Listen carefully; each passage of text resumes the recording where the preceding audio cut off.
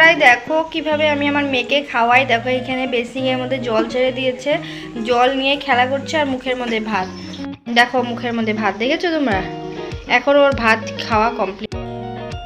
পুরো একটা সময় ভাত নিয়েছি, এখন বাজে পুরো 2 ঘন্টা, মানে 1 ঘন্টা হয়ে গেছে। আমার মেয়ের এখনো খাওয়া কমপ্লিটই হয় না। তোমরা নিজেই দেখো। দেখো ওকে আমি কিভাবে খাওয়াই, মানে এত দুষ্টুমি করে ও খাওয়া নিয়ে, খেতেই চায় না।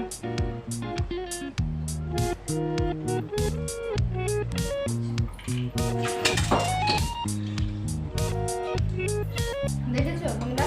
দেখো তোমরা দেখো, এত জল ঘাটে না, জল উঠবে। রেখে দাও, রেখে দাও, জল খাও, জল খাও।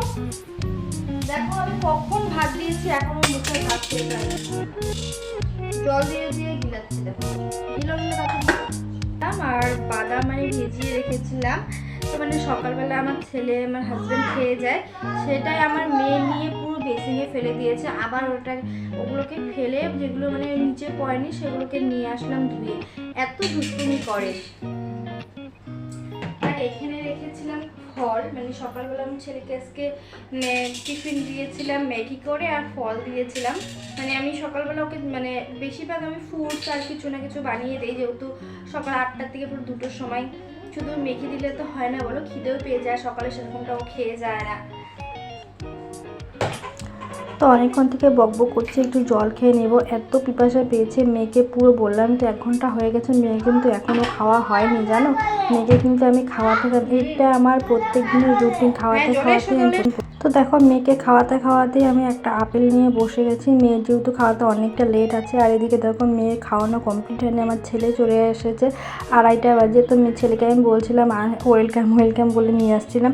তো ছেলে না এসে জানলা দিয়ে দাঁড়িয়েছিল, অনেকক্ষণ হয়েছে কিন্তু আমাকে ডাকেনি, আমার সাথে মানে একটু ইয়ার্কি মারছিল। তো যাই হোক, তো কাল যেহেতু লোকজন এসেছিলো দেখেছিলে, তো ব্লগে আমার মারা এসেছিলো, তাই আর কালকে আমি আর মানে ওরা যেহেতু বিকালে গেছে আর আমি বালিশ টালিশ কিছুই গুছাইনি, ভাল লাগছিল না।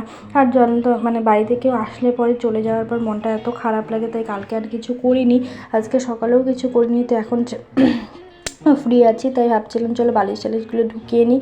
তো সব এগুলো ট্রাঙ্কে ঢুকিয়ে নিয়েছিলাম। আর ছেলে দেখো স্কুল ড্রেসটা কিছু ছাড়েনি, এসেই দুষ্টুমি শুরু করছিল আমার সাথে, যেহেতু দেখেছে আমি ভিডিও করছি, তো এসেও দুষ্টুমি করছিল। এখানে মানে আমার মেয়ে খেলনা নিয়ে দেখাচ্ছিল, তো আমাকে বলছে দাঁড়াও আমি আজকে ডিস্টার্ব করবো, তাই আমি ওকে বলছিলাম তুমি ডিস্টার্ব করো না, যাও ড্রেসটা ছেড়ে স্নান করে আসো, দুষ্টুমি করো না। আর আমার ছেলে যখনই ভিডিও করবে ও না তখনই আমার সামনে এসে আমার সাথে মানে দুষ্টামি করা শুরু করবে, আর ওকে দেখে আর বোন মানে আমার মেয়েও করবে।